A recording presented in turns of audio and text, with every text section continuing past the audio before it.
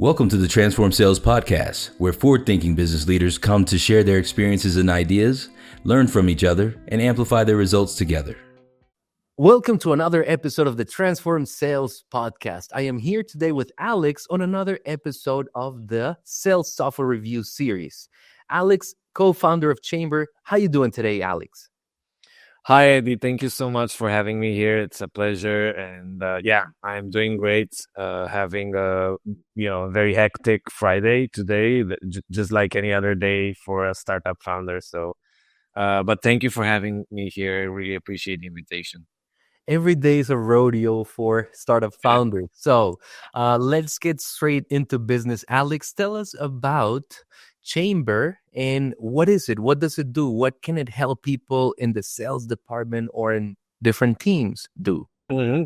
Sure. So Chambr helps sales teams close more deals through game-based simulations. And the way we do that is that we build AI customer personas for sales role plays. So you have usually your sales teams, your junior reps who are just thrown into calls after just watching a couple of videos and maybe taking a quiz, and they actually end up learning on the job, and they burn through a lot of valuable prospects to get ramped up to speed properly, right? And it can be a long process. It can be sometimes even 6 months, and it costs the company valuable prospects. So why not practice with AI and get up to speed in a safe environment to learn to try new, tactics. And then when you're actually doing the calls, to be better prepared. So that's how we help sales teams. And we've been very big on learning. Me and my co-founder, we built a previous company before in the corporate learning space. So we're, big believers in learning through doing and learning through simulating.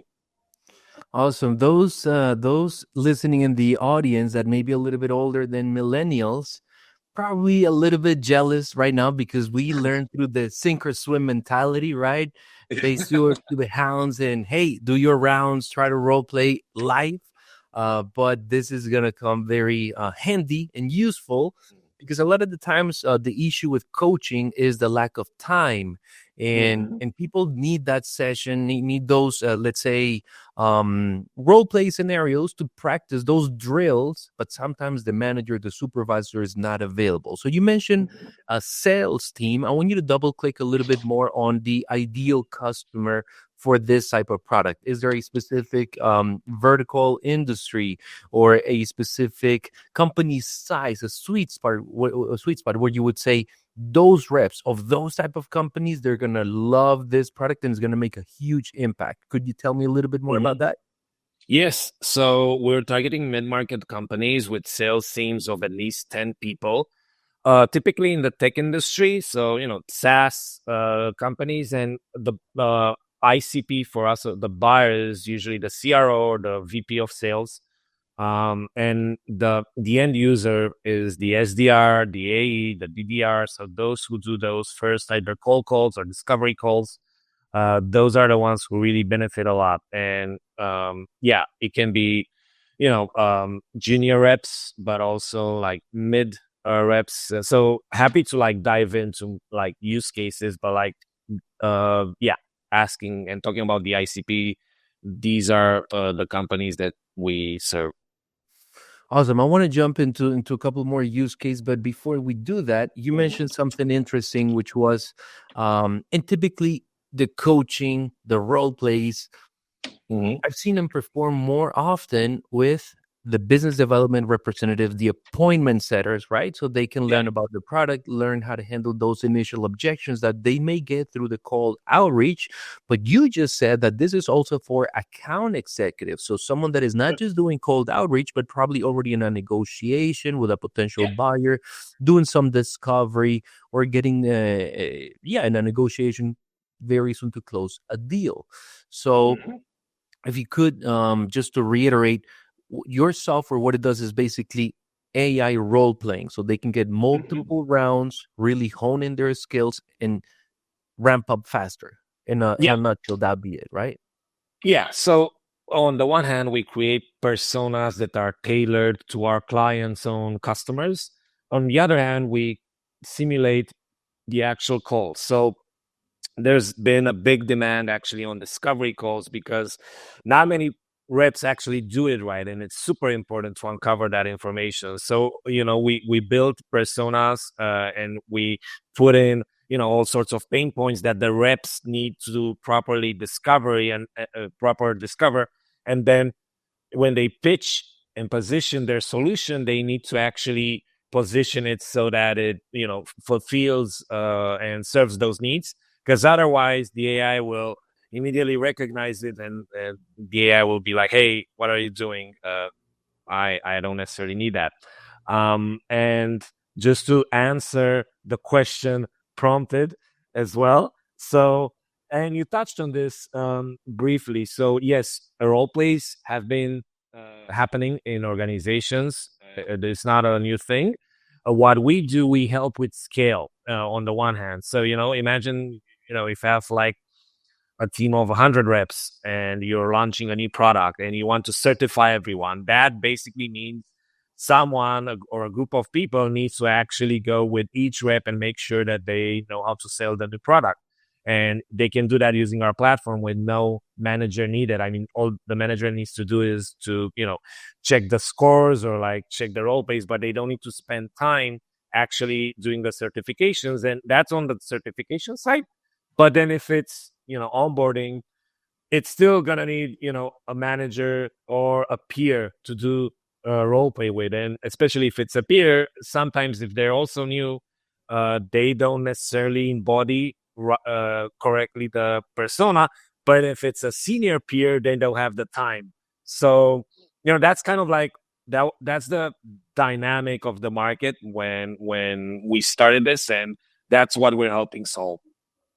I love that you bring to the table the use case of not only new teams or new reps getting onboarded and ramped up to an existing team, but also legacy teams getting onboarded onto a new campaign, let's say a new product launch. For instance, I've seen product launches for financial products. And sometimes selling a financial product that is different from the one you were selling may have a few different characteristics, conditions, compliance and regulations, requirements that may require you to change your speech, your talk track a little bit. And sometimes when you're doing prospecting, making 180 calls a day, your script becomes so ingrained that it's hard to unlearn and relearn. You really need to practice. And if you don't have someone to assist you with that practice, then as you said it earlier, you're probably going to burn a couple of leads, or worse, say things that contractually or legally or because of compliance you shouldn't have said, but you are used to with the previous product. So this can help you do those drills, run those laps, get it polished before you hop again on a live call. So with that said, in all those, let's say, use cases in mind, how would you say that your users should measure the success of having Chambr as part of their tech stack? Sure. So there are a couple of value props that we typically focus on, and one that's increase of conversion rates once you're up and running. Then so you can do A/B testing and see how our reps performing using Chambr, how our reps performing without using Chambr, and typically you can see results in like just a matter of weeks. We've had reps doing like 40 role plays in a week, and in just a matter of 2 weeks, they completely changed their opener, adapted better, and basically they listen more than they talk. They ask way better questions, and that leads to higher conversion rates. So that's number one, I would say. And then there's also like the decrease of ramp up time, which can be up to 50%.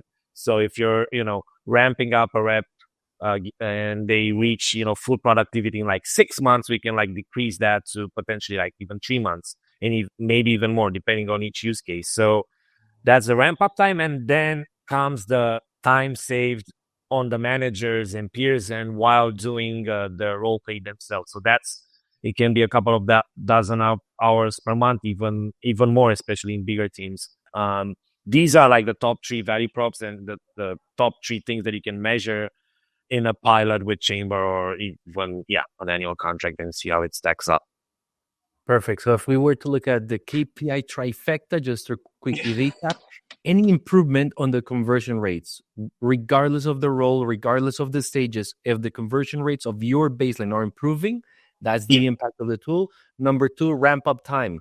people are hitting productivity, let's say ideal KPIs faster, right? Yeah. They're getting ramp up faster. And number three, your managers are saving time by having to do less coaching while still getting the benefit of the coaching activity, of the role play rather, because it wouldn't be a coaching, it would be more like a role play activity. And in this case, I'm assuming there may be some sort of feedback or something like that that's provided by the tool. I'm on the edge of my seat. I want to see it already. So Alex, how about we jump into a screen share where you show us a little bit more of Chambr? How does it look like for the rep? How does it look like for the managers, the reporting side, etc.? Sure. Yeah, would love to. Let's Awesome. do it. So let's go into the screen share. All right. Cool. So I'm going to be doing a very, very quick role play with our standard persona for cold calls. His name is Jerry, and he doesn't know anything about Chambr. So, I can pitch him anything. We like to say like from soap to SaaS. So you can pitch him legal services, you can pitch him financial services, whatever you want, and he will adapt. So yeah, let's see how it works. Just gonna put in my name here, my email. Hello? Hi, Jerry. This is Alex from Chambr. I know I'm calling out of the blue. Do you have 30 seconds? Sure. Alex, what do you have for me? So Jerry, I noticed on LinkedIn that your team is hiring a bunch of reps, and I was very curious, like, how is the onboarding of those reps looking like? Onboarding has been quite a challenge, Alex. It's a mix of remote and in-person training, and we're looking to make it as efficient as possible. How can you help with that? So just to give you a quick overview, we create AI customer personas for sales roleplay, and this helps onboard reps more faster and more efficient, especially if your reps are like working remotely and not have, the benefits of like in-office training. Would this sound, does this sound interesting to you? Would you like to continue talking about it? AI customer personas for role-play sounds intriguing. How exactly does this improve the efficiency of onboarding? And what kind of data do you use to create these personas? Sure. So that's a great question. We put in things like pain points from your customers. We put in objections. We put in details so that we create these personas as accurate as possible to match your client personas. This typically leads to ramp up time, twice as fast, and also leads to higher conversion rates of your reps when you're doing a calls. Interesting. And how do you ensure the data and pain points you use are accurate and relevant to our specific industry? I'm just going to close here the call because he's going to keep on asking very, ROI metric driven questions. But this is the gist of the experience. And afterwards, I get a transcript and I play the role of a sales rep, so not the manager. So I can see everything that I said. Also, I have a bunch of stats. So talk to listen ratio, top speed, filler words, longest monologue. And here I get feedback from the AI, what I could do better. So I have a couple of bullet points that I can take into account and improve next time. I gotta know because I ended the call earlier. So there's no, moving forward this time. I also get a summary. This is especially helpful for like the manager who wants to see a bit more details. And then we also measure script accuracy. It's 0% because I didn't upload any script. But we can, if our customers want that, we can actually track. And we have also a couple of things like scorecards, and we actually get scores. But this is the gist of the experience with Jerry. Yeah. This is amazing, Alex. I see a lot of different features injected that's going to facilitate, as you said, hey, for the manager to quickly get a summary of the call was about and double check if the feedback is aligned with what happened in the conversation. And this is creating a couple of questions in my head. I'm going to start with the first one. So, what we just saw was voice analysis in action.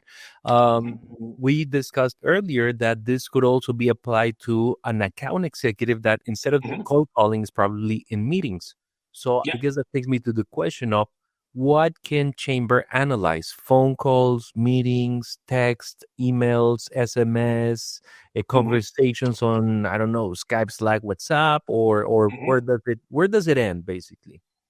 So we focus on the meetings themselves. It can be phone calls, it can be Zoom or like Google Meet meetings, and we really let me just take you through the admin screen. So basically, from the admin, I can not just create and tweak the persona, but I can also assign them different call types. And it can be a discovery call, it can be a renewal, it can be, we have many types of calls.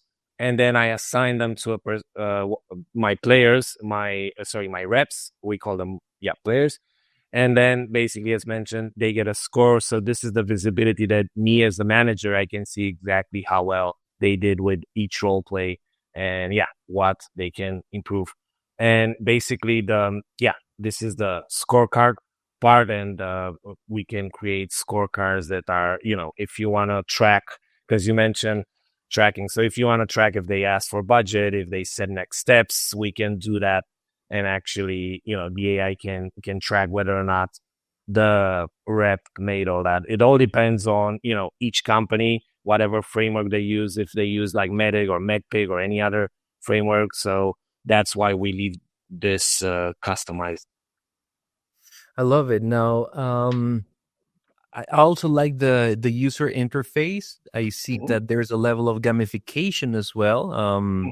That's playing in there in like ranking up, getting more points, trying to get that perfect call, trying to get that perfect score, and adhering to the call guideline that the company may use.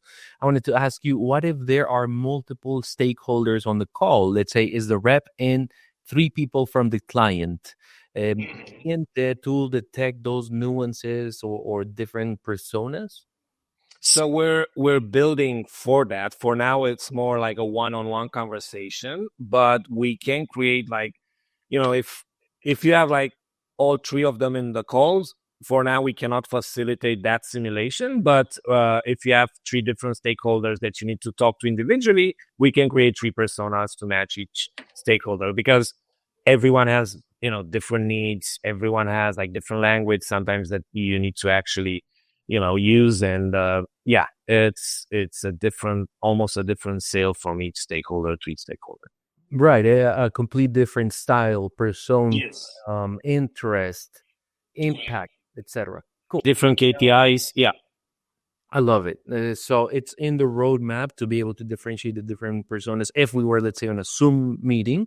And the next thing that brings me to, you kind of like touch lightly on that. You just mentioned the qualification frameworks, band, medic, medpic. I wanted to ask you, talk to us a little bit about the implementation. How much, or basically, what should companies in the audience listening to this episode and wondering if Chambr is a good fit for them, what should they have in place to go easier and smoother through the onboarding and get more value out of the tool?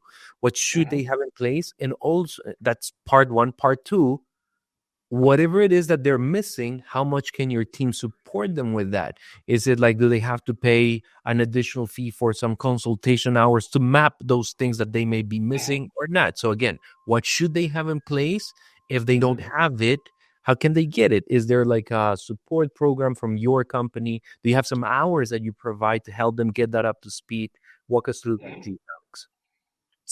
I mean, we definitely, support them with everything that they need to have this set up as fast as possible. But it's actually quite easy. And most of the, if not all, but like most of the companies that we talk to already have in place, like information about their own personas, regardless of wherever you have that. It can be in the CRM, it can be in Gong, it can be, we don't need that much information actually to create a persona. It's more rather of like having some basic answers, like what's the pain points, the company description, like seniority level of the persona, and we usually get that quite easy. It's, it takes us, if we have all the information, it takes us a matter of minutes to create a persona. It's, I wouldn't say it's like, I didn't get the feedback so far from the market. It's difficult, and this is actually, that's why, we offer free trials. We want to get the product in the hands of customers as easy as possible to try this out. And it's quite a streamlined process on that end. So we send out a survey if they don't have any, or they're not using any tools. So and it doesn't require too much support on nobody's end. How long would you estimate the onboarding process to be? Like, if let's say someone listening today books a meeting with you tomorrow, when could they start role playing and practicing with the tool?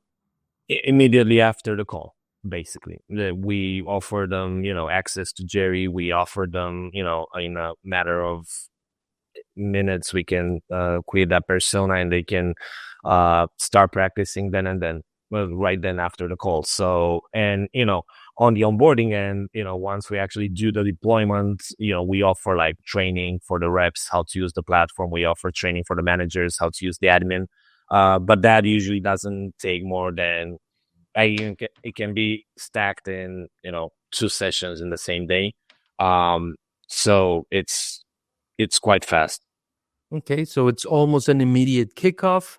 Get set up in 1 to 2 days maximum. I love it. And you have, as you mentioned, a free trial or like a freemium model in which they can try it for free. Talk to your team to better understand the scope of what they're trying to achieve, validate that is a good fit for them. But they can get enabled right after the call or during the call. So on the same day they consult with you, they can have their team ready practicing 2 hours later. Yes. Yeah. And sometimes, I mean, for most of them, they just want the link to Jerry, and, we've had people doing, 30, 40 role plays just with Jerry, and they got better. So it's, that's instantaneous. Jerry is available, so they can take Jerry right after the call. And again, if they want the custom persona even for that trial, sure, we can do that, and it's more accurate.